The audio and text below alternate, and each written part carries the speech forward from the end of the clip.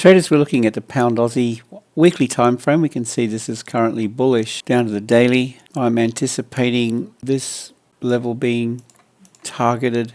Yeah, that coincides with these lows over here. And the next port of call would be these highs. And if it continues on, that would be a target as well.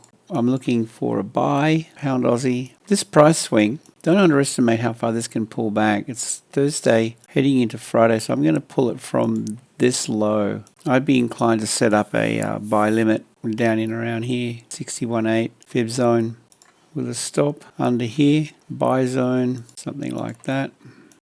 I'll be looking for, well, stop under the low, pull that up a little bit.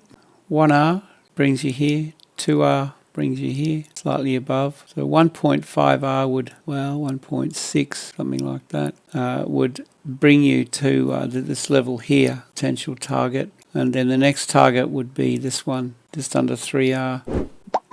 Guys, that's my take on the pound Aussie. With that, hope you have a great day. See you in the next one.